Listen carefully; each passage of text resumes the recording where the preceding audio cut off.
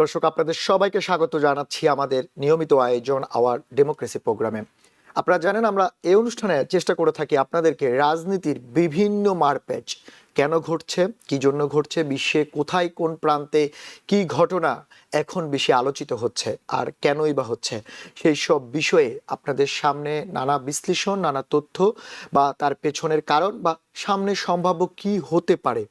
তার মানে যারা আপনারা রাজনৈতিক সচেতন, আপনাদের জন্য এই অনুষ্ঠান হচ্ছে একটি রাজনৈতিক আলোচনার প্ল্যাটফর্ম, যেখানে আপনারা খুঁজে পাবেন রাজনীতির বিভিন্ন রকমের মশলাদার খবর থেকে শুরু করে সেই কঠিন বিষয়গুলো সহ, যেগুলো আমরা চেষ্টা করি সহজভাবে আপনাদের সামনে তুলে ধরতে। একটা সবসময় আমরা বলি যে উইকেন্ড কাটানোর পরে আমরা যখন মানডেতে এই প্রোগ্রাম করি, আসলে অনেকগুলো জিনিস জমে যায়, রাজনীতির বিভিন্ন বিষয়, সারা বিশ্বের নানা প্রান্তের ঘটনাগুলো জমে থাকে। বিশেষ করে উইকেন্ডে একটার পর একটা ঘটনা ঘটে যা আপনাদের মনস্তাত্ত্বিক উপরে বেশ চাপ প্রয়োগ করে, অথবা আপনাদের মনে নানা রকমের প্রশ্ন তৈরি করে যে কেন হচ্ছে, কি জন্য হচ্ছে। তারই প্রেক্ষাপটে এই এই উইকেন্ড কাটানোর পরে এখন আসলে রাজনীতিতে সবচেয়ে বড় যে আলোচনা বা সবচেয়ে লেটেস্ট যে ব্যাপারটি, সেটি হচ্ছে ভারত ও আমেরিকার সম্পর্ক। কারণ আপনারা জানেন, এই দুই পরাশক্তি ভারত এবং আমেরিকার যে সম্পর্ক, বিশেষ করে বাণিজ্যিকভাবে যারা ব্যবসা বাণিজ্য করেন তারা ভালোই বলতে পারেন, এবং প্রযুক্তি খাতে ব্যবসা বাণিজ্য এবং এনার্জি সেক্টরে ভারত আমেরিকার সম্পর্ক খুবই গুরুত্বপূর্ণ। সেই সঙ্গে সাউথ এশিয়া এবং এশিয়ার ব্যাপার তো রয়েছে, কারণ চীন এবং রাশিয়ার যে উত্থান, সেখানে ভারতের সঙ্গে এশিয়াতে আমেরিকার যে সম্পর্ক, সেটি খুবই গুরুত্বপূর্ণ একটি সম্পর্ক। কিন্তু প্রেসিডেন্ট ট্রাম্পের ট্যারিফ নীতির কারণে, ট্রেড ডিলের কারণে এই সম্পর্কটা কিছুটা ভাটা পড়েছিল, যার কারণে দেখা গেল যে ভারত এখন পর্যন্ত যে ট্যারিফের পরে প্রায় 50% করে ট্যারিফ দিয়ে আসছিল, কিন্তু এই এই গতকালকে প্রেসিডেন্ট ট্রাম্প এবং নরেন্দ্র মোদী দুজনেই টুইট করেছেন এক্স হ্যান্ডেলে, এবং তারা জানিয়েছেন তারা দুইটি দেশ আবার সেই ট্রেড ডিলে পৌঁছেছে। ট্যারিফের 50% থেকে ডিল ট্যারিফ এখন মাত্র 18% নামিয়ে এনেছে ভারত আমেরিকার এই ডিল, যেখানে 500 বিলিয়নের উপরে এই ডিলের লেনদেন হতে পারে বলে ধারণা করা হচ্ছে। সেখানে শর্ত যেটি বলেছেন, যেমন প্রেসিডেন্ট ট্রাম্পের পক্ষ থেকে যেটি এক্স হ্যান্ডেলে বলা হচ্ছে, সেটি হচ্ছে ভারত রাজি হয়েছে আপনার ভেনিজুয়েলা থেকে তেল কিনবে, রাশিয়া থেকে নয়, সে শর্তে। সে সঙ্গে আরও বেশ কিছু তো রয়েছে, কেন হয়েছে, কি জন্য হয়েছে, সেটা আমরা জানবো। সেই সঙ্গে নরেন্দ্র মোদীও ধন্যবাদ জানিয়েছেন প্রেসিডেন্ট ট্রাম্পকে। আসলে এই সম্পর্ক কোন দিকে যাচ্ছে, এই সম্পর্কের কারণে দক্ষিণ এশিয়াতে কি প্রভাব পড়তে পারে, এশিয়াতে কি প্রভাব পড়তে পারে, সেটি নিয়ে আমাদের আজকের আলোচনা থাকবে। আরেকটা জিনিস আলোচনায়, সেটি হচ্ছে আমেরিকার অভ্যন্তরে সবচেয়ে বড় আলোচিত বিষয় হয়ে গেল এই উইকেন্ডে, বিশেষ করে স্পেশাল নির্বাচন যেটি হয়েছে টেক্সাসে। সেই নির্বাচনে একটি চমকপ্রদ ফলাফল হয়েছে, যেটি বেশ আলোচনার জন্ম দিয়েছে আমেরিকার রাজনীতিতে, বিশেষ করে ডেমোক্রেটদের জন্য একটি ফুয়েল। এটি ডেমোক্রেটরা খুবই উচ্ছ্বসিত এই ফলাফলে। আপনারা জানেন যে টেক্সাস হোস্টনের 18 ডিস্ট্রিক্টের হাউস রিপ্রেজেন্টেটিভ ভোটে ডেমোক্রেট প্রার্থী ক্রিস্টিয়ান উইন করেছেন, উনি জিতেছেন, এবং উনি জিতার কারণে এখন হাউসে 214, 218 খুবই ন্যারো এখন তাদের গ্যাপ। কিন্তু এর চেয়েও বেশি আলোচনা সেটি হচ্ছে টেক্সাসের সিনেটর রেসে, যেটি 1991 সালের পরে একজন ডেমোক্রেট উইন হয়েছেন, সেটি হচ্ছে টেইলর ডিস্ট্রিক্ট। উনি আসলে জিতা এত বেশি আলোচনা এটি, কারণ 1991 পরে ওই ডিস্ট্রিক্টে, এই সিনেটে কেউ জিততে পারেনি। এটি প্রথমবারের মতো হয়েছে। কিন্তু গত নির্বাচনে, প্রেসিডেন্ট ট্রাম্পের নির্বাচনে, সেখানে প্রেসিডেন্ট ট্রাম্প 17 পয়েন্টে এগিয়েছিল ওই কনস্টিটিউশনে, কিন্তু এবার চমকপ্রদ ফল করেছে টেক্সাসের টেইলর রেমেট। আমরা সেটা নিয়ে আলোচনা করব, কেন আসলে এই নির্বাচনগুলো, বিশেষ করে প্রেসিডেন্ট ট্রাম্পের নির্বাচনের পরে যতগুলো নির্বাচন হয়েছে, সেখানে ডেমোক্রেটদের ধীরে ধীরে উত্থান, কেন ডেমোক্রেটরা এগিয়ে আসছে। যতগুলো নির্বাচন, আমরা ভার্জিনিয়ার গভর্নর থেকে নিউ ইয়র্কের নির্বাচন থেকে নিউ জার্সির নির্বাচন, বেশ কিছু নির্বাচনে ডেমোক্রেটদের উঠে আসার লক্ষণ দেখা যাচ্ছে, ফ্লিপ করার লক্ষণ দেখা যাচ্ছে। সেটি কেন, কি জন্য, সেটা নিয়েও আমরা আলোচনা করতে চাই। সেই সঙ্গে আরেকটি বিষয় আলোচনা, সেটি হচ্ছে এপস্টিন ফাইল। আপনারা জানেন, এরই মধ্যে সবাই জেনে গিয়েছেন এই এপস্টিন ফাইল আমেরিকাতে একজন মানে মানসিকভাবে যৌন বিকৃত একজন মানসিক এপস্টিন, তার আসলে কিছু নথি আমেরিকার জাস্টিস ডিপার্টমেন্ট প্রকাশ করেছে। প্রায় 3 মিলিয়নের উপরে পেজ তথ্য রয়েছে সেখানে, এবং সেই চমকপ্রদ তথ্যে সারা বিশ্ব নড়ে চড়ে উঠেছে, কারণ এমন এমন কিছু নাম সেখানে উঠে আসছে যারা বিশ্বে নেতৃত্ব দেয় বা যাদেরকে সবাই আইডল মনে করে, সে ব্যবসায়ী থেকে রাজনীতিবিদ থেকে শুরু করে অনেকেই এই এপস্টিন ফাইলে নাম উঠে এসেছে। এবং সেই নামের কারণে আসলে কি হতে যাচ্ছে, তাদের সম্মানের কি হবে, মানুষ কিভাবে তাদের উপর আস্থা রাখবে, আর কেনই বা এই ধরনের যৌন বিকৃত মানসিকতা মানুষের মধ্যে থাকে, সেটি কেন কি জন্য, সেটা নিয়েও আমরা আলোচনা করতে চাই। এবং আরেকটি সবচেয়ে বড় যে জিনিসটি, আরেকটি আলোচনার বিষয়, সেটি হচ্ছে আপনারা জানেন 68তম গ্র্যামি অ্যাওয়ার্ড হয়ে গিয়েছে উইকেন্ডে। জমজমাট একটি আসর, জমজমাট এই আসরে আমেরিকার সব সেলিব্রিটি, বিশ্বর আসলে চোখ থাকে আপনারা যেন অস্কারের পরে, বা এইটি হচ্ছে সবচেয়ে বড় সেলিব্রিটিদের আলোচনার কেন্দ্রবিন্দু। কিন্তু আমরা আলোচনা করব এই অনুষ্ঠানে পুরস্কার কে পেয়েছেন, কেন পেয়েছেন বা কি, সেটি বিষয় নয়। আলোচনা হচ্ছে এইবারের গ্র্যামি অ্যাওয়ার্ড আলোচিত হচ্ছে রাজনৈতিক কারণে। কারণ আপনারা জানেন গ্র্যামি অ্যাওয়ার্ডে প্রায় অনেক সেলিব্রিটি যারা পুরস্কার জিতেছেন, বিশেষ করে যিনি এবারের গ্র্যামি অ্যাওয়ার্ডে বেস্ট আপনার অ্যালবামের জন্য পুরস্কার জিতেছেন ব্যাড বানি, উনি কিন্তু ইমিগ্রেশন নিয়ে অনেক কথা বলেছেন, সমালোচনা করেছেন। ইভেন প্রত্যেকেই ইমিগ্রেশন পলিসি থেকে শুরু করে আমেরিকার বর্তমান সময় সবগুলো নিয়ে আলোচনা করেছেন, সমালোচনা করেছেন, কথা বলছেন। বিশেষ করে সেলিব্রিটিরা কথা বলছেন এই গ্র্যামি অ্যাওয়ার্ডে, যেটি এবার নতুন, প্রথমবারের মতো, এর আগে আসলে এমন দেখা যায়নি। এবারই আসলে এটা ব্যতিক্রম। কেন সেই ব্যতিক্রম, সেটা নিয়ে আলোচনা করতে চাই আমরা। আর সবশেষ বাংলাদেশ প্রসঙ্গ। আপনারা জানেন বাংলাদেশের নির্বাচনের আর বরাবর 10 দিন, মাত্র 12ই ফেব্রুয়ারি নির্বাচন। শেষ মুহূর্তে জমজমাট কথার লড়াই দুই দলের, দুই জোটের মধ্যে, বিশেষ করে বাংলাদেশ জাতীয়তাবাদী দল বিএনপি নেতৃত্বাধীন জোট এবং বাংলাদেশ জামাত ইসলামী নেতৃত্বাধীন জোট, দুই দলের জোটের কথার লড়াই চলছে। কিন্তু সেই কথার লড়াইয়ের মধ্যে সবচেয়ে বেশি যেটি আলোচনা হচ্ছে সেটি হচ্ছে নারী সংক্রান্ত, নারীদের ক্ষমতায়ন, নারীদেরকে অপমান, নারী রিলেটেড অনেক কথা দুই দলই বলি করছে। বিশেষ করে জামাত ইসলামের আমিরের এক টুইটার, এক এক্স হ্যান্ডেল হ্যাক হওয়ার পরে সেটি আরও বেশি করে সামনে এসেছে।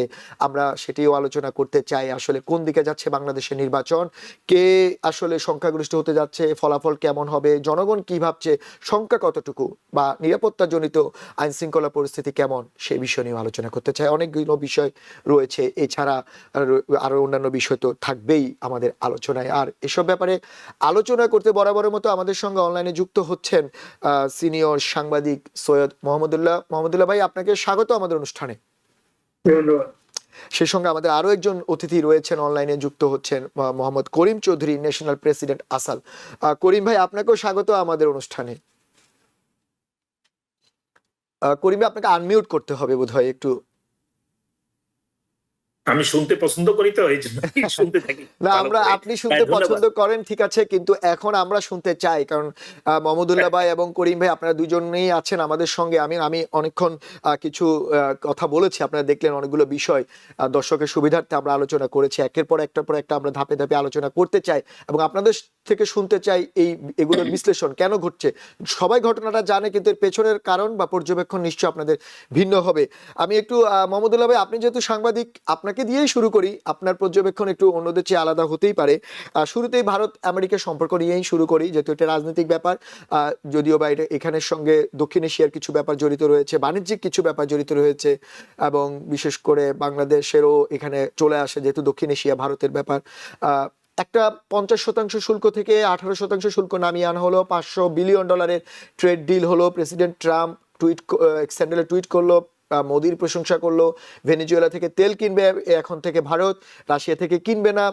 এছাড়া এনার্জি সেক্টর, প্রযুক্তি সেক্টর থেকে শুরু করে বিভিন্ন জায়গায় ভারতকে ফোকাস করার জন্য প্রেসিডেন্ট ট্রাম্পের পক্ষ থেকে বলা হলো। কিন্তু নরেন্দ্র মোদীর পক্ষ থেকে প্রেসিডেন্ট ট্রাম্পকে আবারও দীর্ঘদিন পরে আবারও মাই ফ্রেন্ড প্রেসিডেন্ট ট্রাম্প বলে সম্বোধন করে এক্স হ্যান্ডেলে টুইট করলো। আমরা এর আগে কয়েকটা টুইটে দেখলাম উনি মাই ফ্রেন্ড শব্দটি লেখেনি, আবার মাই ফ্রেন্ড লেখা শুরু করেছে নরেন্দ্র মোদী। সেই সঙ্গে উনিও ধন্যবাদ দিয়েছে, এবং তারা বলছে ভারত আমেরিকার যে একটা মাঝখানে একটু টানাপোড়েন ছিল সেটি নতুন জায়গায় যাচ্ছে। আমার প্রশ্ন হচ্ছে যে এই যে ট্রেড ডিলটা চূড়ান্ত হলো, এবং এটাতে করে ভারত আমেরিকার সম্পর্কটা কি আপনার মনে হয় আরো নতুন উচ্চতায় পৌঁছাবে, প্রথমত? দ্বিতীয়ত হচ্ছে ভারত যে কমিটমেন্ট করেছে রাশিয়া থেকে তেল না কিনে এখন ভেনিজুয়েলা থেকে কিনবে, সেটা আসলে কতটা ভারত রক্ষা করতে পারবে বলে আপনি মনে করেন, যেহেতু ভারতের সঙ্গে রাশিয়ার দীর্ঘদিনের বন্ধুত্ব রয়েছে? না, ভারত যেহেতু কমিটমেন্ট দিয়েছে, প্রথম কথা হচ্ছে যে নতুন যে দুই দেশের মধ্যে চুক্তিটা হলো, ভারতের উপর থেকে 50% তো করেছিল, 25% অতিরিক্ত করা হয়েছিল তৈলের কারণে রাশিয়া থেকে। সেটা সেটাও বাদ দিয়ে দিয়েছে এবং এই 25% থেকে কমিয়ে 18% করেছে। তো এইটা ভারতের জন্য শস্য হবে, কারণ ভারতের অর্থনীতি জন্য এটা দীর্ঘ মানে প্রেশার ক্রিয়েট করছিল, প্রচন্ড চাপ সৃষ্টি করছিল ভারতের অর্থনীতির উপর। এমনিতে প্রায় 673 বিলিয়ন সম্ভবত ভারতের ইম্পোর্ট, আর 443 বিলিয়ন বোধহয় ভারতের এক্সপোর্ট। ফলে $150 মতো ঘাটতি আছে তার। সেই ক্ষেত্রে যুক্তরাষ্ট্র তাদের একটু খুব উল্লেখযোগ্য বাজার। এই বাজার যদি তাদের মানে এক্সপোর্ট এখানে কমে যায়, তাহলে তাদের জন্য প্রচন্ড ক্ষতি হবে। তো এটাও সত্য কথা, ভারতকে যুক্তরাষ্ট্রের প্রয়োজন। যুক্তরাষ্ট্রের প্রয়োজন অনেক কারণে। প্রথম হচ্ছে যে তারা চীনকে এখন মানে অনেকটা কোণঠাসা করার জন্য একটা নীতি, সেটা স্ট্র্যাটেজিক, আন্ডারস্ট্যান্ডেবল, যে আরেকটা শক্তি এসে একেবারে মহাশক্তি হওয়ার উপক্রম হয়েছে, ব্রিদিং ডাউন ইটস নেক, এইরকম একটা অবস্থা। তো তাকে পিছন রাখতে হবে। পিছন রাখতে হওয়ার জন্য অনেকগুলো পলিসির ভিতরে একটা হচ্ছে ভারত এবং চীনের ভিতরে এমনিতেই সীমান্ত ও অন্যান্য ইস্যু নিয়ে কিছু বৈরিতা আছে। তাছাড়া তাদের মধ্যে অর্থনৈতিক মানে উন্নয়নের দিক থেকে তাদের অর্থনীতিকে ইম্পর্টেন্ট করার জন্য, গুরুত্বপূর্ণ করার জন্য সেটা একটা লড়াই আছে। তাই সমস্ত কারণে ভারত ভারতের চীনের ব্যাপারে কখনো এরা আর মিত্র হতে পারে না। একটা মোটামুটি স্বাভাবিক সম্পর্ক রাখার চেষ্টা করতে পারে এইটা। তো এখন ভারত আবার যুক্তরাষ্ট্রের ভারতকে দরকার চীনের উপরে চাপ সৃষ্টি করার জন্য, যেটা একটু আগে বললাম। সেই চাপ সৃষ্টি করার জন্য ভারত 140 মানে 140 কোটি লোকের দেশ। চীনের চাইতে জনসংখ্যা এখন প্রায় 1 কোটির মতো ডিফারেন্স, চীন 1 কোটি কম। সেক্ষেত্রে ভারতের বাজার তাদের দরকার এবং ভারতের সমর্থন দরকার। ভারতের মতো একটা বড় শক্তি, সামরিক শক্তি চীনের তুলনায় কম হলেও বেশ বড় শক্তি। তো সেই কারণে ভারত যদি চীনের প্রতিদ্বন্দ্বী থাকে সামরিক দিক থেকে, অন্যান্য দিক ছাড়াও চীনের সামরিক দিক কিছুটা ভারত কেন্দ্রিক হতে হবে। ভারতের সীমান্তে তাকে যথেষ্ট সৈন্য বা অস্ত্রশস্ত্র মজুত রাখতে হবে। তার নানা কারণে কিন্তু মোহাম্মদুল্লাহ ভাই, ওটা তো আপনি চীনের প্রসঙ্গ বললেন। আমি যেটা আপনার কাছে প্রশ্ন করছি, ভারতের সঙ্গে রাশিয়ার দীর্ঘদিনের সম্পর্ক, এবং আমরা জানি যখন ইউক্রেন যুদ্ধের পর থেকে ভারত রাশিয়া থেকে অনেক তেল কিনেছে, যেটাতে প্রেসিডেন্ট ট্রাম্পের আপত্তি বা আমেরিকার আপত্তি, উনি খোলাখুলি বলেছেন। এখন ভারত রাজি হয়েছে ভেনিজুয়েলা থেকে তেল কিনতে, কিন্তু এই যে ভেনিজুয়েলা রাশিয়ার বাজারকে ছেড়ে ভেনিজুয়েলার বাজারে ভারত ঢুকতে যাচ্ছে, সেক্ষেত্রে ভারত রাশিয়ার সম্পর্ক কোন পর্যায়ে যেতে পারে? রাশিয়া কি ভারতের সঙ্গে এটা মেনে নিবে? আপনি চীনের কথা বলছেন, ঠিক আছে, চীনকে দমানোর জন্য আমেরিকার ভারতকে প্রয়োজন, বা আপনি সেটা উল্লেখ করছেন, কিন্তু রাশিয়ার ব্যাপারটা ভারতের সঙ্গে, ভারত রাশিয়ার সঙ্গে কিভাবে ডিল করবে? না, আমার মনে হয় রাশিয়ার সাথে সম্পর্ক খারাপ হবে না, কারণ রাশিয়াও তো এমনি কাহিল আছে নানা দিক থেকে। ভারত রাশিয়া থেকে তেল না নেওয়ার জন্য যে অঙ্গীকার করেছে, আমার ধারণা সেই অঙ্গীকার তার রাখবে। না রাখলে যুক্তরাষ্ট্র তার উপরে আবার অতিরিক্ত শুল্ক আরোপ করে দেবে, সেটা ভারত হ্যান্ডেল করতে পারবে না। ভারতের নবিশ্বাস হচ্ছে, ফলে এটা করতে পারবে না। ভেনিজুয়েলা থেকে তেলের ব্যাপারে মানে রাজনৈতিক কারণে এইটা সম্পর্কে যুক্তরাষ্ট্র ওই দেশ এক ধরনের সেই দেশের প্রেসিডেন্টকে ধরে এনেছে, এই দেশের জেলে পুরেছে, তার বিচার হচ্ছে। নানা কারণে ভারত ওই দেশ থেকে হয়তো টোকেন কিছু তেল রপ্তানি আমদানি করতে পারে বিপুল পরিমাণে। রাশিয়া থেকে যে পরিমাণ, ওইটা নাও করতে পারে। আমার ধারণা স্ট্র্যাটেজিক কারণে আন্তর্জাতিক বিশ্বে তাদের সুনাম ইত্যাদির কথা চিন্তা করে তারা হয়তো সেটা করবে না। সেটা হয়তো ভারত সেই ছাড়টা দিচ্ছে রাশিয়ার থেকে, আর রাশিয়ার থেকে এটা করলেও রাশিয়ার থেকে তারা অস্ত্র কিনছে, যেটা পশ্চিমারা, আমেরিকা এবং অন্যান্য পশ্চিমা রাষ্ট্র রাশিয়া থেকে অস্ত্র কেনার ব্যাপার কমানোর জন্য চাপ দিচ্ছে এবং অনেক রপ্তানি আমদানি তারা কমিয়ে দিয়েছে। কিন্তু তারপরও রাশিয়ার থেকে রাশিয়ার সাথে ভারত তার সম্পর্ক ছিন্ন করে ফেলবে না, কিছুটা নমনীয় করবে, কিছুটা কমাবে, কিন্তু রাশিয়ার সাথে তারা সম্পর্ক রাখবে। আবার এট দি সেম টাইম যুক্তরাষ্ট্রের সাথে সম্পর্ক এখন তাদের সবচেয়ে গুরুত্বপূর্ণ। প্রেসিডেন্ট ট্রাম্পের আমলে নতুবা তারা অতিরিক্ত শুল্ক ইত্যাদি চাপের মুখে তাদের অর্থনীতি ক্ষতিগ্রস্ত হবে, তারা সেই রিস্ক নিতে পারবে না। এই আচ্ছা, আপনি থাকেন মাহমুদুল্লাহ ভাই। করিম ভাই, আপনি শুনলেন মাহমুদুল্লাহ ভাই বেশ কিছু জিনিস বলছেন। উনি একদিকে বলছেন ভারতের সঙ্গে চীনের যে ব্যাপারটি তিনি যেমনটা বলছেন সেটি চাপের কারণে হয়তো আমেরিকা ভারতের সঙ্গে দরকার, আবার ভারতের সঙ্গে রাশিয়ার সম্পর্কের কারণে এবং ভারতের সঙ্গে আমেরিকার বিশেষ করে প্রেসিডেন্ট ট্রাম্পের সময়ে যে একটু টানাপোড়েনের সম্পর্ক, সেটার জন্য ভারতকে ছাড় দিয়ে ভেনেজুয়েলা থেকে তেল কিনে দরকার।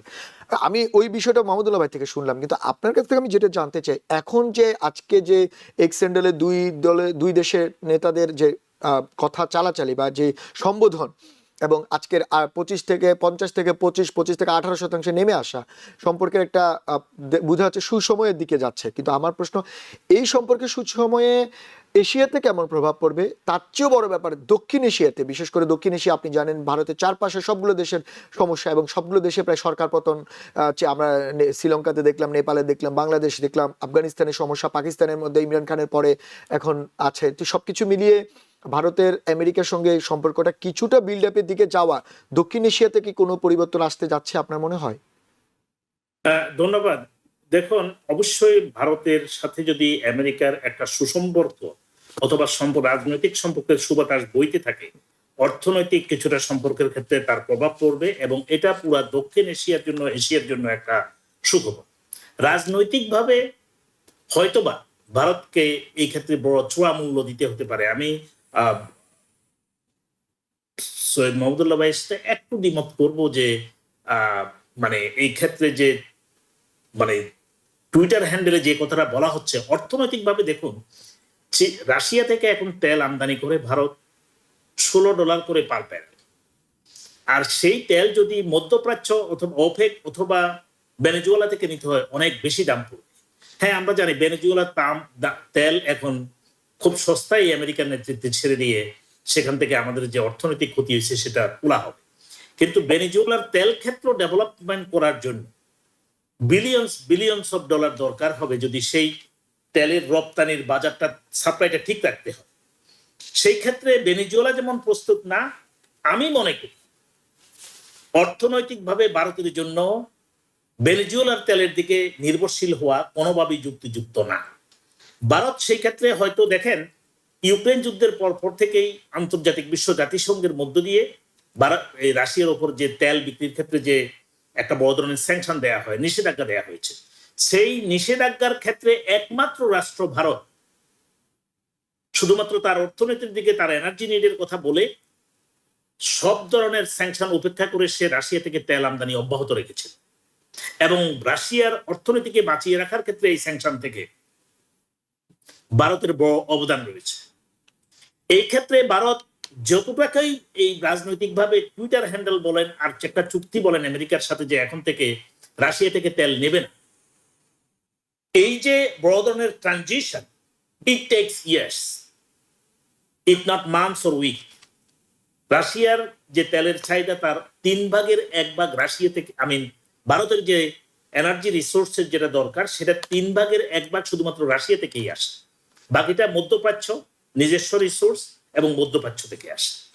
এই ক্ষেত্রে করিম ভাই, আপনি তো যেগুলো বলছেন সেটা তো ঠিক, কিন্তু আমি একটা স্পেসিফিক জানতে চাচ্ছিলাম আপনার কাছ থেকে, এই সম্পর্কে কারণে দক্ষিণ এশিয়াতে কোনো পরিবর্তন আসবে কিনা? আমরা যদিও বা এটা বাণিজ্যিক চুক্তি, আমি যেটা বলতে চাচ্ছি সেটা হলো যে এটা একটা কাগজের চুক্তিতে আমার দৃষ্টিতে, আমি শুধু I am expressing my own opinion based on my experience and the data. What I believe, এটা হলো যে একটা ট্রাম্পের ভাওতাবাজি। দেখুন, আমি নামটা উচ্চারণ করতে চাইনি, আপনি আগে থেকেই বলছেন, কিন্তু এটা হলো এক ধরনের বড় ধরনের ভাওতাবাজি। এই চুক্তির ফলে রিয়েলিস্টিক্যালি ইকোনমিতে কোনো প্রভাব পড়বে না, বরঞ্চ দক্ষিণ এশিয়ায় যে রাজনৈতিক একটা নেগেটিভ প্রভাব পড়বে। কারণ যদি ভারত কোনোভাবে রাশিয়ার সাথে তার দীর্ঘদিনের বন্ধুত্বের ক্ষেত্রে আমেরিকার চাপের মুখে নতি স্বীকার করে, India will be the loser politically and economically.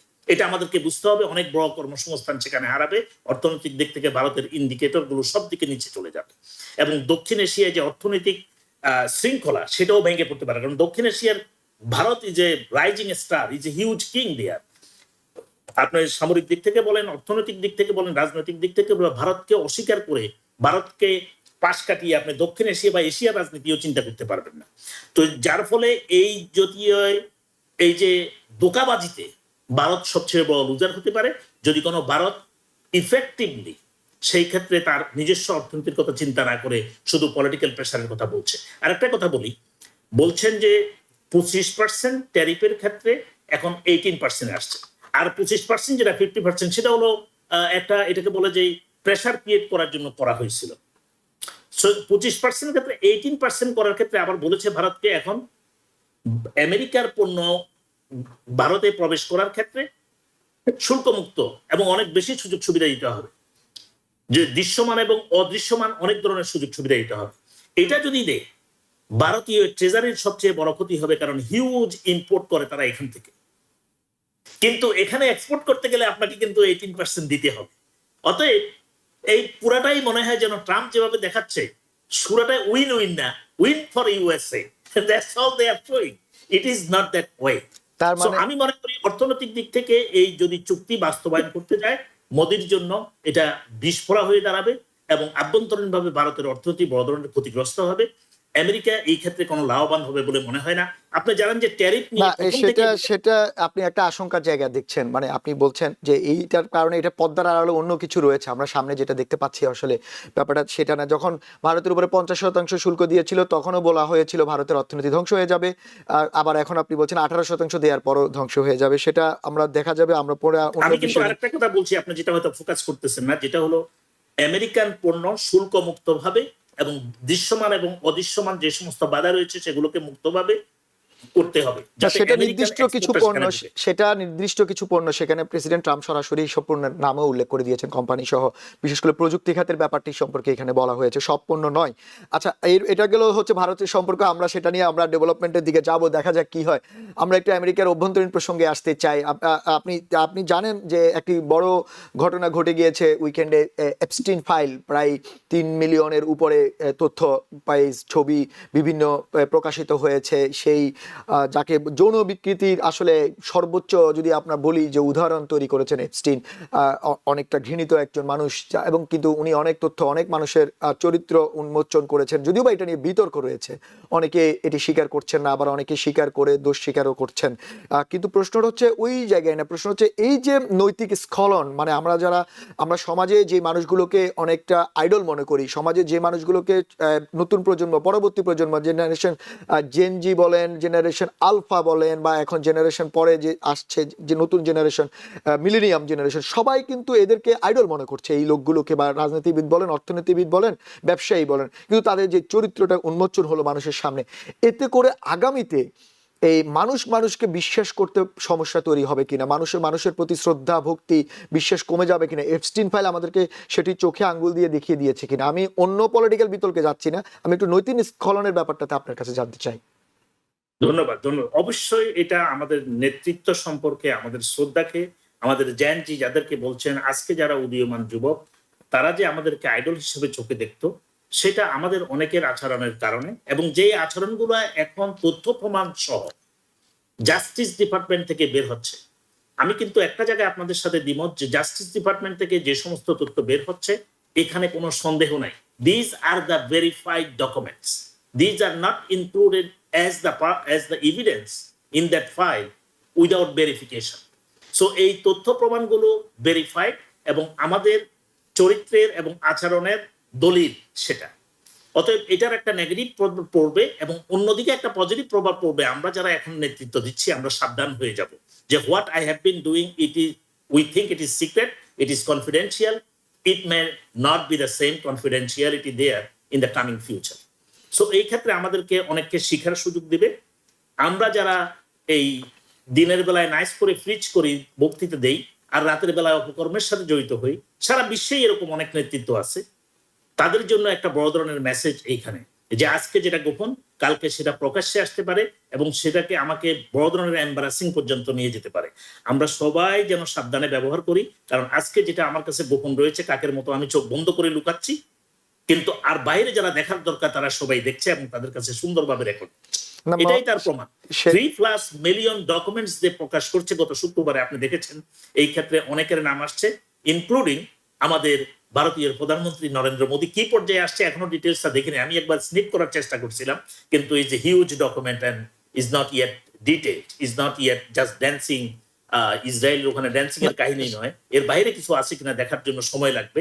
আমাদের জার্নালিস্ট হয়তো বের করবেন না, রিসার্চাররা। সেক্ষেত্রে তবে it is a বাংলাদেশের message। প্রফেসর ইউনূসের নামও এসেছে, অনেকের নামই আসছে। আসলে এখানে কাকে বাদ দিয়ে আপনি কাকে বলবেন? 3 মিলিয়নের পেজ এখনো সবগুলো রিট্রাইভ করতে দেখা পারেনি, হয়নি। জার্নালিস্ট আলোচনা করছে। আমি একটু মোহাম্মদুল্লাহ ভাই এই ব্যাপারটাতে আপনার কাছে জানতে চাই। মোহাম্মদুল্লাহ ভাই, নিশ্চয়ই আপনিও দেখেছেন এই এপস্টিন ফাইলের এই মানে বলা হচ্ছে এটা বিস্ফোরণ একটা ব্যাপার, এবং এই এপস্টিন ফাইলের যে বারবার যেটি বলা হচ্ছে সাংবাদিকদের পক্ষ থেকে বা রাজনীতি বিশ্লেষকদের পক্ষ থেকে, যে এই ধরনের ঘটনা দীর্ঘদিন যাবৎ চলে এসেছে একটি আইল্যান্ডে, কিন্তু আইন শৃঙ্খলা বাহিনীর চোখের আড়ালে বা বিশেষ করে আমেরিকার আইন শৃঙ্খলা বাহিনী তারাও বুঝতে পারেনি। কিন্তু এখানে সবচেয়ে বড় আলোচিত বিষয় যেটি হচ্ছে, এখানে অনেকে ইসরায়েলের সম্পর্কও দেখছেন এই ঘটনার সঙ্গে, বা এখানে অনেকে বলছেন ব্ল্যাকমেলও করা হয়েছিল। সবকিছু মিলিয়ে এপস্টিন ফাইল আগামীতে যুক্তরাষ্ট্র মানে আমেরিকার রাজনীতিতে কেমন প্রভাব ফেলতে পারে আপনি মনে করেন?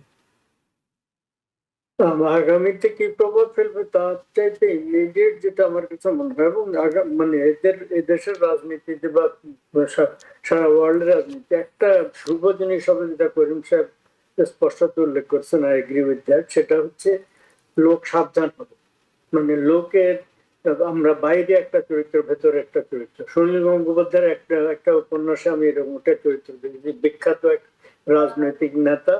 তিনি দিনের বেলা একটা মহাপুরুষ, কিন্তু তার ওই নিজের বাড়ির থেকে ওই প্রস্টিটিউট বা এদের কারোর সাথে একটা আন্ডারগ্রাউন্ড দিয়ে টানেল করে সেখানে একটা যোগাযোগ মেনটেন করা। এই একটা জেসাস ক্রাইস্টের কথা মনে আছে, এক পতিতাকে মানে তাকে দুরাচারী কথা বলে মানে অভিহিত করে তার দিকে ইট পাটকেল নিক্ষেপ করা হচ্ছিল, তখন জেসাস বললেন থামো একটু, রসদ ইট পাটকেল তারাই নিক্ষেপ করো যারা নিজেরা কোনোদিন কোনো পাপ করে। তাহলে এইটা একটা ব্যাপার, মুখ করে আপনার চেহারা দেখার একটা সুযোগ। এবং বিশেষ করে সবাই সত্যি সত্যি করিম সাহেব যেটা বলেছেন, সবাই সতর্ক হওয়া উচিত। অন্তত আনফর্চুনেটলি হয় না, উইকিলিক্স হলো, এটা সেটা হলো, হয় কিন্তু হয় না। ওই চরিত্রে যে দুর্বলতা যার থাকে, কিছু কিছু 2-4 দিন একটু সতর্ক হবে। প্রফুল্ল কেলেঙ্কারি হয়েছিল আইয়ুব খানের আমলে, ব্রিটিশ মন্ত্রী। তো এই ধরনের আছে। আনফর্চুনেটলি কিছুদিন একটু রয়েস হয়ে চলবে, তারপর কতদূর কি হয় জানি না। তবে আমরা যেটা দেখতে পাচ্ছি, সর্বশেষ একটু আগে আমি দেখলাম নিউ ইয়র্ক টাইমস আগামীকাল, যেটা আগামীকাল পত্রিকায়, প্রেসিডেন্ট ক্লিন্টন এবং তার স্ত্রী হিলারি ক্লিন্টন এতদিন সাক্ষ্য দিতে রাজি ছিলেন না, সামন জারি করা হয়েছিল তাদেরকে হাউস অফ রিপ্রেজেন্টেটিভদের পক্ষ থেকে, কংগ্রেসের।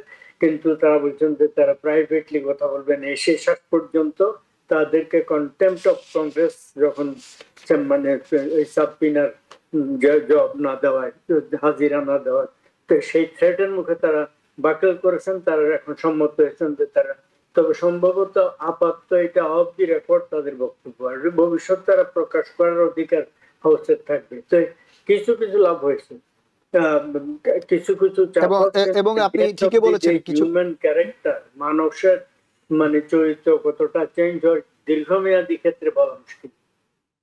এবং কিছুক্ষণ আগের ব্রেকিং, হ্যাঁ আপনি ঠিকই বলছেন যে ক্লিন্টন আসলে রাজি হয়েছেন উনি এটাতে সহায়তা করার জন্য, এবং উনি এক প্রকার বলতে গেলে স্বীকারও করেছেন যে এই ধরনের ঘটনা ঘটেছে। কিন্তু অনেকেই আমরা দেখলাম, অনেক প্রভাবশালীরা অস্বীকারও করছেন জলজন্ত প্রমাণ থাকার পরেও। তারপরেও দেখা যাক আসলে কি হয়। মানুষের যে দৃষ্টিভঙ্গি সেটি তো আসলে আপনি বদলাতে পারেন। মানুষ কিন্তু এরই মধ্যে অনেক কিছু জেনে গিয়েছে, যদিও বা 3 মিলিয়ন পেজের মাত্র অল্প কিছু মানুষের সামনে এসেছে, অন্যগুলো হয়তো একটার পর একটা আসতে থাকবে। আমি একটা সেন্টেন্স অ্যাড করতে পারি? অবশ্যই অবশ্যই, হ্যাঁ বলুন।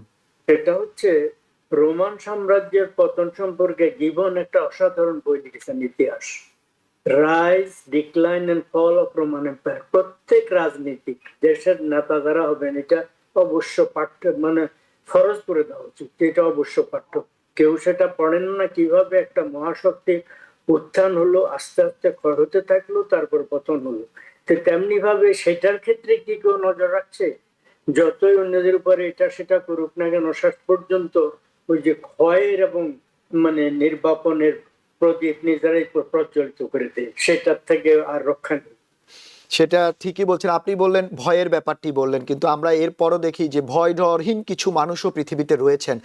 বিশেষ করে আমরা আমেরিকার কথা বলতে পারি। আমেরিকার এই মুহূর্তে যে অবস্থা আপনিও জানেন, আপনারা সবাই জানেন, বিশেষ করে অভ্যন্তরীণ যে ব্যাপারে অভিবাসন নিয়ে যে কড়াকড়ি বা অভিবাসন সংক্রান্ত নানা তথ্য, নানা বিষয়, বিশেষ মিনিয়াপোলস এবং মিনিসোটার ঘটনা, দুইজন আমেরিকান নাগরিক মৃত্যুবরণ করার পরে এটি আরও বেশি আলোচিত। কিন্তু আসলে মানুষ কিন্তু বসে নেই, কথা বলছেন। আমরা সবশেষ তার উদাহরণ আমেরিকার 68তম গ্র্যামি অ্যাওয়ার্ড, যেটি খুবই প্রভাবশালী এবং খুবই, আপনারা জানেন যে এই অ্যাওয়ার্ডটি এতটাই জাঁকজমকপূর্ণ, এতটাই প্রভাবশালী, বিশেষ করে গ্ল্যামার জগতে, মিউজিক ইন্ডাস্ট্রিতে, সেটি বলার অপেক্ষা রাখে না। কিন্তু এবার আমরা দেখলাম 68তম এই গ্র্যামি অ্যাওয়ার্ডে ব্যতিক্রম কিছু ঘটনা, যেখানে তারকারা, সেলিব্রিটিরা, যাদের আসলে আমরা গান শুনতাম, মিউজিক শুনতাম, তারা কিন্তু কথা বলছেন মানুষের পক্ষ নিয়ে, ভয় পাচ্ছেন না, সবার সামনে কথা বলছেন। আবার অনেকে কথা বলে বিতর্কিত হচ্ছেন, যেমন আমরা ট্রেভর নোহার কথা বলতে পারি, উপস্থাপক। উনি ওখানে কিছু যোগ করেছিলেন, কিন্তু যোগ করার পরে প্রেসিডেন্ট ট্রাম্পের পক্ষ থেকে তার বিরুদ্ধে মামলা করার কথাও বলা হচ্ছে।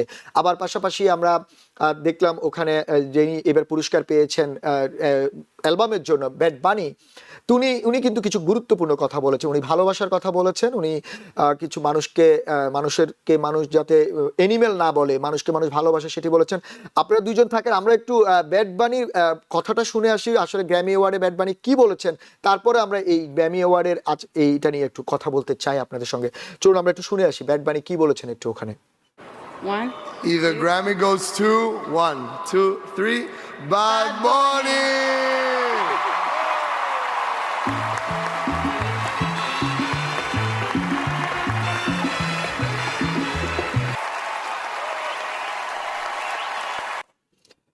মোহাম্মদুল্লাহ ভাই এবং করিম ভাই, আপনারা দুজনই শুনলেন ওই ব্যাড বানি ডেভিড এরির অ্যালবামের জন্য এবার পুরস্কার পেয়েছেন, এবং ওনার এই বক্তব্যটাকে খুবই সবাই প্রশংসা করেছেন। যে উনি এখানে বলছেন যে ভালোবাসার কথা বলছেন, যে একটা অস্থির সময়ের মধ্যে। উনি সমালোচনাও করেছেন অনেক বিষয় নিয়ে। করিম ভাই, আপনার কাছ থেকেই শুনতে চাই, এই যে একজন পুয়ের্তো একজন স্প্যানিশ র্যাপার সিঙ্গার, যদিও বা আমেরিকার নাগরিক, যেহেতু আমেরিকার আন্ডারে, উনি এই যে এই কথাটা বলেছেন, সারা বিশ্ব দেখেছে উনার বক্তব্য, এবং উনি নয়, উনার মতো আরো অনেকেই গ্র্যামি অ্যাওয়ার্ডে এই বিষয়টি রেজ করেছেন, ভালোবাসার কথা, মানুষের প্রতি ঘৃণা না ছড়ানোর কথা। আপনি ব্যাপারটাকে কিভাবে দেখেন? এই যে কথা বলা বা সেলিব্রিটিরা কথা বলছে, এটি আসলে আপনার কাছে কি মনে হয়, কতটা ইন্সপায়ার্ড বা কমিউনিটির জন্য, মানুষের জন্য কতটা এটা স্বস্তির ব্যাপার? আমি মনে করি খুব সুন্দরভাবে তিনি প্রতিবাদ করেছেন হোয়াট হ্যাপেনিং ইন আমেরিকা না, যে আমরা এখানে একটা গৃহযুদ্ধের অবস্থা সৃষ্টি করতে চাই না। বর্তমান যেভাবে আমাদের ফেডারেল গভর্নমেন্ট ট্রিট করছে তার সিটিজেনদেরকে, এবং এদেশের যে প্রাণ শক্তি ইমিগ্রেন্ট কমিউনিটিকে, তার বিরুদ্ধে উনি খুব শক্ত ভাষায় প্রতিবাদ করেছেন, শান্ত ভাষায়। It is a non political, it non violence. তার কথাটা যেটা হচ্ছে উই লাভ, বাট আমি আমার অপিনিয়ন প্রকাশ করার আগে শুধু একটা বলবো, যে যারা বুঝার দরকার, এদেশের সিটিজেন, যারা এদেশের ইমিগ্রেন্ট, যারা ভিকটিম বিভিন্ন অপকর্মের, আইনের অপপ্রয়োগের অথবা অন্যায় অ্যাকশনের কারণে মানুষ যে ভিকটিম হচ্ছে, এবং দেশে যে অভ্যন্তরীণভাবে একটা বড় ধরনের অস্থিরতা বিরাজ করছে, তার বিরুদ্ধে একটা শক্ত প্রতিবাদ উনি ভালোবাসার মধ্যে দিয়ে প্রকাশ করতে চাচ্ছেন।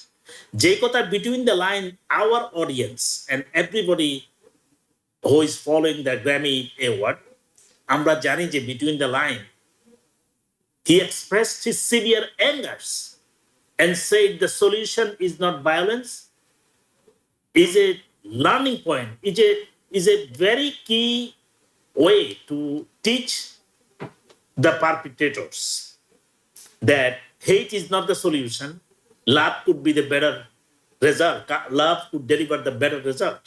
এবং আমি এই ক্ষেত্রে আমি মনে করি যে ভিন্নভাবে না, সেটা এটাই এই জিনিসটাই খুবই দরকার। আপনি যেটি বলছেন বা গ্র্যামিতে ব্যাড বানি যেটি বলছেন, মোহাম্মদুল্লাহ ভাই, আপনি যদি একটু ছোট্ট করে বলতেন, আমাদের আরো অনেক প্রসঙ্গ রয়েছে। এই যে একটা কথা যে লাভ, মানে কমিউনিটিকে লাভ করা, উনি বলছেন যে অভিবাসন, বিশেষ করে উনি একজন অভিবাসীর, বা এর আগে অনেকেই এরকম অভিবাসী পরিবারের পক্ষ থেকে এরকম পুরস্কার পেয়েছেন, অবদান রাখছেন আমেরিকাতে, এবং তারা বলছেন যে না, তারা এনিমেল নয়, বা তাদেরকে এইভাবে সম্বোধন করা ঠিক না, তারাও মানুষ, এবং হেট নয়, ভালোবাসা দিয়ে আগাতে হবে। আপনি কি মনে করেন যে ভালোবাসা দিয়ে সম্ভব এই কমিউনিটি সমস্যাগুলো সমাধান করা? ভালোবাসার কথা বলেছেন, খুব উল্লেখযোগ্য, কিন্তু সবচেয়ে উল্লেখযোগ্য হচ্ছে তারাই অধিকাংশ হচ্ছে স্টাররা যারা কথা বলছে, এটা হচ্ছে ইমিগ্রেন্টদের অধিকারের ব্যাপারটা। এটা একটা। আরেকজন, আমি খুব সংক্ষেপে শেষ করছি এই পর্যায়ে কারণে, করিম সাহেব বিস্তারিত আলোচনা, এবং সেটা হচ্ছে একজন বলেছেন এই জবরদখল করা, চুরি করা একটা রাষ্ট্রে আমরা কে ইমিগ্রেশন কন্ট্রোল করা। এবং যিনি বলেছেন তিনি নীলাক্ষী তরুণী, এক ককেশিয়ান মহিলা, তিনি বলেছেন বেলেস, উনি চুরি তরুণ, করাতে। ফলে এই হচ্ছে ঘটনা। এই মানে আসল কথা হচ্ছে ইমিগ্রেন্টদের রাইট, এবং তাদের উপরে এত হুমকি ধামকি করানোর জন্য, তাদেরকে তাড়ানোর জন্য, তাদেরকে ধরার জন্য এই ধরনের এই জোর এগুলা করার ব্যাপারে অস্বস্তি প্রকাশ করেছেন এবং অনেকে বাটন করেছেন ওদের রাইট নিয়ে। এটা হচ্ছে ইম্পর্টেন্ট, এটা হচ্ছে ইম্পর্টেন্ট। আচ্ছা, আরেকটা জিনিস, এই যে রাইট নিয়ে কথা বলা এবং ইমিগ্রেশন নিয়ে কথা বলছিলাম, এবং ইমিগ্রেশনের ক্র্যাকডাউনের মধ্যে একটি চমকপ্রদ ব্যাপার যেটি আপনারা বলছেন, গণমাধ্যম বলছে যে রিপাবলিকানদের জন্য একটি অ্যালার্মিং একটা ব্যাপার হয়ে আসছে এই ইমিগ্রেশন ক্র্যাকডাউন বা এই ধরনের চাপ প্রয়োগ, যার ফল আমরা সবশেষ টেক্সাস 18 ডিস্ট্রিক্টে দেখলাম যে একজন ডেমোক্র্যাট উনি জিতেছেন, ক্রিস্টিয়ান, এবং তার চেয়েও বেশি আলোচনা টেক্সাসের স্টেট সিনেটর পদে 1991 সালের পরে, যেটি একেবারে প্রাণকেন্দ্র বলা যায় রিপাবলিকানদের, যেখানে প্রেসিডেন্ট ট্রাম্প গত নির্বাচনে 17 পয়েন্টে এগিয়ে ছিল, সেখান থেকে টেইলর রেইমেট জিতেছেন। এবং প্রেসিডেন্ট ট্রাম্প কিন্তু এই নির্বাচন নিয়ে এক্স হ্যান্ডেলে টুইটও করেছিলেন ওয়ামসবার্গকে সমর্থন করে, কিন্তু তারপরে তার টুইট, তার সমর্থন কোনো কিছুই কাজে আসেনি। আমি এই কথা এত মানে এই দুটো নির্বাচনের তথ্যের পাশাপাশি আপনাদেরকে আরেকটা তথ্য দিয়ে রাখি, যে আপনারা জানেন যে ভার্জিনিয়ার গভর্নর ইলেকশনে দীর্ঘদিন পরে ডেমোক্রেট জিতেছে। আমরা মায়ামিতে দেখলাম মেয়র ইলেকশনে দীর্ঘদিন পরে রিপাবলিকানকে ফ্লিপ করে ডেমোক্রেট জিতেছে। এছাড়া নিউ ইয়র্কের মেয়র, নিউ জার্সিতে তা আছেই।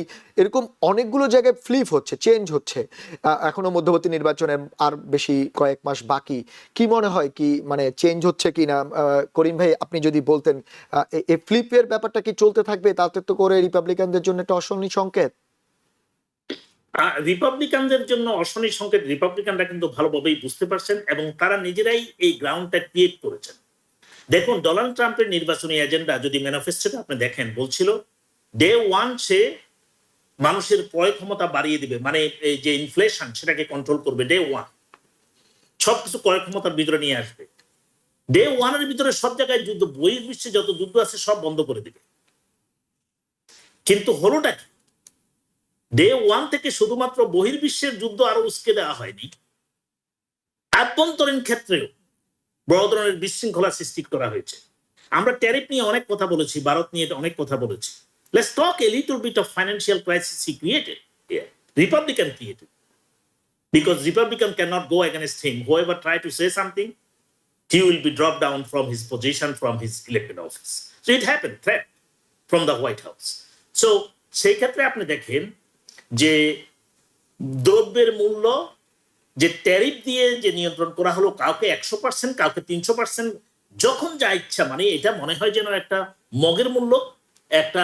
না না, সেটি তো আছে, আমি বলছি মানে এটার কারণে কি জনগণের, ভোটারদের মনে পরিবর্তন লক্ষ্য করছেন আপনি? সেটাই আমি বলতে চাচ্ছি, সেটাই আপনি বলতে চাচ্ছি। তার economic action, failure to deliver his commitment one thing and then creating his oars, this is another thing. So stacking up হচ্ছে একটার পর একটা ট্রাম্প প্রশাসনে, বর্তমান রিপাবলিকান প্রশাসনের অপকর্মের দায়ভার জনগণকে নাবিশ্বাস তুলে দিয়েছে, অর্থনৈতিকভাবে, রাজনৈতিকভাবে। দেখুন, বহির্বিশ্ব থেকে আমরা এখন ডাকাত বলে হয়ে গেছি। অন্য একটা দেশে যে কাউকে ধরে নিয়ে আসি, সেই দেশের 200 লোককে, সিকিউরিটি লোককে হত্যা করি, তাদের তেল বিক্রি করে আমাদের রাজস্ব কোষাগারে আনতেছি। এই যে মগের মূল্য ইজ এ ললেস। তো দেশবাসী যারা আছে, আপনি দেখেন রিপাবলিকান সিনেটররা এখন ফ্লিপ হচ্ছে, রিপাবলিকান কংগ্রেসম্যানরা এখন ফ্লিপ হচ্ছে। এটার ইম্প্যাক্ট কিন্তু ভোটারদের কাছে আসছে। যে নির্বাচনগুলোর কথা বললেন আপনি, নিউ জার্সি, ভার্জিনিয়া, এখন বললেন যে আপনি ফ্লোরিডা, তারপরে বললেন যে একদম রিসেন্ট যেটা Texas flipping, this are the sign of disastrous midterm. This are the sign. এগুলোতে কিন্তু রিপাবলিকানরা ক্ষেত্র খুব একটা এই মানে তারা ওরই করে নেই। ডেমোক্র্যাটরা কোন রকম প্রেসার সৃষ্টি করে নেই, কারণ এই সমস্ত স্টেট লেভেল এবং কাউন্টি লেভেলের সিটের জন্য ডেমোক্র্যাটরা are not. They are fighting for congressional সেক্ষেত্রে power. সেক্ষেত্রে senatorial আমরা আমরা নজর থাকবে মধ্যবর্তী নির্বাচন, আপনি জানেন 435টি কংগ্রেস সিটের হাউসের সিটের ভোট হবে, 35টি সিনেটরের ভোট হবে, তার মানে হিউজ একটি ইম্প্যাক্ট পড়তে যাচ্ছে, দেখা যাক কি হয়। এবং হাউস এবং সিনেট দুটোর যদি নেতৃত্ব রিপাবলিকানরা হারায় তাহলে আগামী 2 বছর প্রেসিডেন্ট ট্রাম্পের জন্য অনেক কঠিন সময় হয়তো আসতে যাচ্ছে। আমরা সেদিকে নজর রাখবো। আমাদের এবার একটু আমাদের সময় খুবই কম, একটু বাংলাদেশ প্রসঙ্গ। মাত্র 10 দিন রয়েছে বাংলাদেশের নির্বাচনের জমজমাট কথার লড়াই দুই দলেরই, বিশেষ করে জামাত ইসলামী এবং বিএনপির পক্ষ থেকে, সেই সব পাশাপাশি আইন শৃঙ্খলার অবনতি রয়েছে। আমরা একটা জরিপে দেখলাম যে নির্বাচনী ঘোষণার পর থেকে এখন পর্যন্ত প্রায় 16টি হত্যাকাণ্ড হয়েছে, এছাড়া তো বিভিন্ন জায়গায় সংঘর্ষ রয়েছে। কিন্তু এখন সবচেয়ে বড় বেশি আলোচনায় নারীর ক্ষমতায়ন, নারীদেরকে নিয়ে নানা রকমের মন্তব্য দুই দলই করছেন। কিন্তু ভোটারদের মন আসলে কারা জয় করতে পারবে, নারীদের মন, নারী ভোটারদের মন, যেহেতু 52% নারী বাংলাদেশের ভোটারদের মোট ভোটারের এটি একটি বড় অংশ, কে জয় করতে পারবেন হয়তো তাদের দিকে পাল্লা ভারী হবে। আমি একটু মোহাম্মদুল্লাহ ভাই আপনার কাছে জানতে চাই, বাংলাদেশ নির্বাচন প্রসঙ্গ যে অবস্থা এখন আপনি দেখছেন, বিশেষ করে কথার লড়াই যেভাবে জমছে এবং প্রচারণার লড়াই, মানে এখন তো আর আসলে আওয়ামী লীগ বা ওগুলো নিয়ে আলোচনার বিষয় না, এখন হচ্ছে যারা আছেন প্রতিদ্বন্দ্বিতায়, কি মনে হয় যে এই কথার লড়াইটা কি ভোটের বাক্স পর্যন্ত যেতে পারবে, নাকি ভোটের বাক্সর আগে অনেক কিছু ঘটতে পারে, যেভাবে আইন শৃঙ্খলার অবনতি আমরা দেখতে পাচ্ছি? কি মনে হয় আপনার? ভোটের বাক্সের কি ঘটে জানি না, তবে যেটা বাংলাদেশে একটা শব্দ ইউজ করে হাড্ডাহাড্ডি লড়াই, ওই ধরনের ঘটনা হচ্ছে। বিএনপি এখনো আমার ধারণা, আমি যে সমস্ত জরিপ দেখেছি তাতে যথেষ্ট এগিয়ে আছে, কিন্তু কোন কোন জরিপ আবার বলছে বিএনপি এবং জামাতের জোট, বিএনপি জোট এবং জামাতের জোট। বিএনপি জোট মানে বিএনপি, জামাতের জোটে অবশ্য আরো ছোটখাটো বেশ কিছু দল আছে, তো তারা মানে অনেক দূর পিছিয়ে আছে কোনোটাতে একেবারে 2-3%-এর মধ্যে আছে। তো জামাতের লোক সমাবেশ বলা হয়, জামাত তো খুব অর্গানাইজ পার্টি, তাদের যে মানে সাপোর্টার আছে, কোন এক জায়গায় মিটিং এর কথা বললে তাদেরকে বিপুল পরিমাণে সেখানে আনা হয়। স্বতঃস্ফূর্ততার দিক থেকে বিএনপির মিটিং এ যথেষ্ট লোকজন হচ্ছে, এটাও দেখা যায়। তো বিএনপি এবং জামাত পরস্পরের, জামাতের শফিক রহমান এবং বিএনপির তারেক রহমান পরস্পরকে দলের নাম উল্লেখ না করে আক্রমণ করছেন, একে অপরের পলিসির আক্রমণ করছেন, এবং এমন ভাবে করছেন কেউ বুঝতে বাকি নেই কার কথা বলছেন। জামাতের কথা বলছেন, নারী নেতৃত্বের তারা সংকুচিত করতে চায়, নারীদের অধিকার তারা ক্ষুণ্ণ করতে চায়, নারীদের ব্যাপারে মুখে আনা যাবে না এই ধরনের শব্দ তিনি ইউজ করেছেন। জামাতের শফিক আমির শফিক সাহেব এই ধরনের কথা বললেন, তারেক রহমান। তো এইটা তিনি জোরে সোরে বিভিন্ন মিটিং এ বলছেন। আবার তারেক রহমানের বক্তব্যের জবাবে শফিক রহমান বলছেন তারা ওই ফ্যামিলি কার্ড দেবে, রাখো তোমার ওই ফ্যামিলি কার্ড, তোমার হেলথ কার্ড, আমি নারীদেরকে, মা বোনদেরকে ইজ্জত দেবো, ইত্যাদি ইত্যাদি। কিন্তু জামাত ওই এক স্যান্ডেল হাইজ্যাক হয়ে গেছে কিনা সেটা অন্য কথা। অন্য জায়গায় এই যে কয়েকদিন আগে আল জাজিরাতে জামাতের নেতা যে ইন্টারভিউ দিয়েছেন সেটা তার পক্ষে ক্ষতিকর হবে বলে আমার ধারণা, কারণ এটা ভালো প্রচার পেয়েছে। এটা হচ্ছে যে কখনো তার দলের চিফ হিসেবে তারা বা বাংলাদেশের রাষ্ট্রনায়ক হিসেবে কখনো নারীকে তারা দেবেন না, এই একটা। 2 নম্বর হচ্ছে যে এইবারে তারা একজন নারীকেও ক্যান্ডিডেট করেন নাই, ভবিষ্যতে তারা আস্তে আস্তে করার প্রস্তুতি নিচ্ছেন, এই ধরনের কথা বলছেন। কিন্তু তিনি যেভাবে কথা বলেছেন তার ল্যাঙ্গুয়েজ থেকে বোঝা যায় নারীদেরকে পলিটিক্সে আনা, সামনে আনা ইত্যাদি ব্যাপারে তাদের প্রচুর রিজার্ভেশন আছে। চাকরি বাকরি বিভিন্ন ক্ষেত্রে তাদের প্রচুর রিজার্ভেশন। তো এখন ইউনিভার্সিটি ছাত্র সংসদ গুলাতে যদিও শিবিরওয়ালারা জয়ী হয়ে গেছে, কিন্তু তাদের সম্পর্কে এবং তারা নারী নেতৃত্বের ব্যাপারে যে সমস্ত বক্তব্য দিচ্ছে, এতে তারেক রহমান ছাড়ের প্রচার ছাড়াও এমনিতেও দেশে নিশ্চয় নতুন একটা জিজ্ঞাসা তৈরি হতে পারে। ফলে এই একটা। 2 নম্বর হচ্ছে মুক্তিযুদ্ধের চেতনায় যারা বিশ্বাস করে, 71কে অস্বীকার করে একটা দল, 71-এ বাংলাদেশ রাষ্ট্রের মানে অভ্যুদয়ের সময় তারা মানবতা বিরোধী অপরাধে লিপ্ত ছিল, তারা আবার পুনরুত্থান হবে এটার ব্যাপারে অনেকে রিজার্ভেশন আছে। ফলে সব মিলিয়ে তারা একটু নাজুক অবস্থা আছে বলে আমার মনে হয়। বাংলাদেশের পলিটিক্স মানে এখন একটা কঠিন সময় অতিক্রম করছে। এটা অত্যন্ত দুঃখজনক ব্যাপার যে ইউনিভার্সিটি গুলাতে এই 71-এর অপরাধীরা ক্ষমতায় গেছে তাদের না, আপনি যেটা বললেন যে নাজুক অবস্থায় তারা যথেষ্ট ভোট পাবে, কিন্তু এটার আরেকটা কারণ শেষ করছি, সেটা হচ্ছে মূল দুইটা দল আওয়ামী লীগ সম্পর্কে, আওয়ামী লীগের নায়ক যে বিএনপি সম্পর্কে বলছে তারা চাঁদাবাজি করছে, দখলবাজি করছে। এইটা হচ্ছে দুঃখজনক ব্যাপার। এই রাজনৈতিক দল প্রধান যে দলগুলো আছে সাধারণ ধারার দল, তাদের ব্যাপারে দুর্নীতির অভিযোগ প্রচন্ড। না, আমি আপনার কথা বুঝতে পারছি, আপনি যেটা বলছেন এই এক কথাগুলোই তো ওনারা বলছেন, এগুলোই বলছেন আপনি যে এরা এই দল এটা বলছে, ওই দল এটা বলছে, কিন্তু আপনার কাছে প্রশ্ন ছিল কি বলছে সেটা না, প্রতিদ্বন্দ্বিতাটা কেমন হতে যাচ্ছে সেটি কথা তো চলছে। আমি একটু করিম ভাই আপনার কাছে, আমাদের সময় খুবই কম, আপনি যদি 1 মিনিটের মধ্যে একটু বলতেন মাহমুদুল্লাহ ভাইয়ের কথার রেশ ধরে। মাহমুদুল্লাহ ভাই অনেকগুলো বিষয় তুলে ধরেছেন যে এই পার্টি এই বলছে, ওরা এই বলছে, উনি 71 থেকে তারপরে আপনার নারী নেতৃত্ব থেকে। একটা আনমিউট করতে হবে করিম ভাই। জামায়াত দেখেন, জামাত ইসলামী বাংলাদেশ যেটা, তার রাজনৈতিক ক্ষমতা এবং দক্ষতা এবং তার যে সাংগঠনিক শক্তি সেটা সারা দেশে নয়, একটা সিলেক্টিভ জায়গাগুলোতে আছে। এবং সেই ক্ষেত্রে তাদের বিজয়ের যে ইতিহাস সেটা যদি দেখেন, 18টা সিট 35টা সিট হাইস্ট তারা পেয়েছে, তাই না? তারা একবার জোট করেছে আওয়ামী লীগের সাথে, একবার জোট করেছে বিএনপির সাথে। নিজেরা কখনো চিন্তাও করতে পারে নাই বাংলাদেশের মতো। তবে মাহমুদুল্লাহ ভাইয়ের সাথে আমি একমত, এবার বিশ্ববিদ্যালয়গুলোতে এবং বিভিন্ন শিক্ষা প্রতিষ্ঠানে জামাতপন্থী ছাত্র শিবিরের যে শক্তি প্রদর্শিত হয়েছে নির্বাচনের মধ্য দিয়ে, তারা যে সমর্থন পেয়েছে, এটা তাদের শক্তিতে নয়। আমরা কিন্তু একটা ভুল ব্যাখ্যা বুঝছি। এটা হয়েছে আওয়ামী সন্ত্রাসীরা যখন চলে গেছে, সেই স্থানগুলো দখল করেছিল বিএনপি নামে ব্যানারে, অথবা বিএনপির ব্যানারে সেই আওয়ামী লীগের শ্লোক পরে আওয়ামী লীগের লোকগুলোই সেই কাজটা করেছে। পুরা মিডিয়া এবং পুরা দেশবাসী দেখেছে স্বৈরাচার তো চলে গিয়েছে, কারা এইসব সন্ত্রাসী করছে, কারা চাঁদাবাজি করছে, তারা মারামারি করছে, সব দুর্নামগুলো আসছে বিএনপির উপর। এই কারণেই শুধুমাত্র শিক্ষা প্রতিষ্ঠানের নির্বাচনগুলোতে জামাত আগিয়ে আছে। Let's talk about the women vote. 52% women vote নিয়ে যে আপনি কার্ডের সমালোচনা করেন, ফ্যামিলি কার্ড, যেটা এদেশে ওয়েলফেয়ার স্টেট যদি কিছু বলে, আমাদের দেশের লোকজন খুবই শিক্ষিত এবং তারা welfare state, political, civic science সম্পর্কে অনেক ভালো বুঝছেন। তাহলে একটা স্টেটের সম্পদের একটা বিশাল অংশ, 90% of the asset belongs to the 10% of the richest people of the country, is exactly same for Bangladesh as well.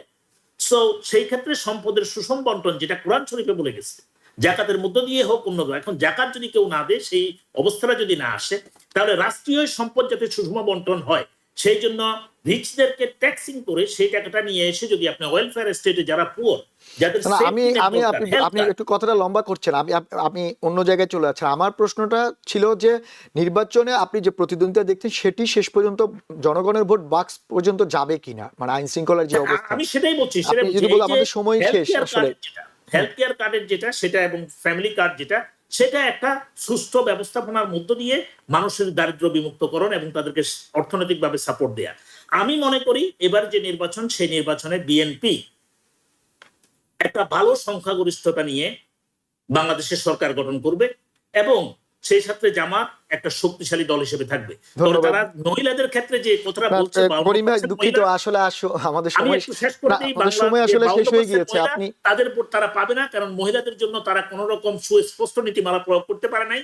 শুধু স্টেট হেড না, তাদের জন্য কোথায় তারা চাকরি দিবে, এই 52% সেটা আপনি বলছেন, কিন্তু সেটি সম্ভাবনা আমরা দেখা যাক ভোটের মাঠে কি হয়। আসলে কাদের প্রতিশ্রুতি জনগণকে আকর্ষণ করেছে বা করে, সেটি আমরা 12 ফেব্রুয়ারি বুঝতে পারবো। ধন্যবাদ আপনাদের দুজনকে। আমরা দুঃখিত সেই সঙ্গে আসলে সময় খুব দ্রুত শেষ, অনেক বিষয় নিয়ে কথা বলা হয়েছে। অন্যদিন হয়তো আপনাদের সঙ্গে অন্য বিষয় নিয়ে আরো বিষয় আলোচনা করব। ধন্যবাদ আবারও আমাদের সঙ্গে যোগ দেওয়ার জন্য। দর্শক, সেই সঙ্গে আপনাদেরও ধন্যবাদ এতক্ষণ আমাদের সঙ্গে থাকার জন্য। বাংলাদেশের নির্বাচনে মাত্র আর 10 দিন রয়েছে। নির্বাচনে কি হবে, কি ঘটতে যাচ্ছে, আমাদের টিভিএন এর পক্ষ থেকে সেখানে নজর থাকবে। প্রতিদিন আমরা নানা রকমের বিশ্লেষণ আপনাদের সামনে হাজির করব, নানা তথ্য আপনাদের সামনে হাজির করব। ততক্ষণ আপনারা সবাই আমাদের সঙ্গে থাকুন এবং নির্বাচনের নানা আপডেট আমাদের সঙ্গে থেকে জানুন। এই পর্যন্তই, অন্যদিন অন্য কোনো বিষয় নিয়ে আপনাদের সামনে আবারও হাজির হব। ধন্যবাদ সবাইকে। টিভিএন 24 টেলিভিশন দেখতে আজই কল করুন 7187776556। লগ ইন করুন www.totalcablebd.com। নিউ ইয়র্ক থেকে সম্প্রচারিত টিভিএন 24 টেলিভিশন বিশ্বজুড়ে বাঙালির কণ্ঠস্বর।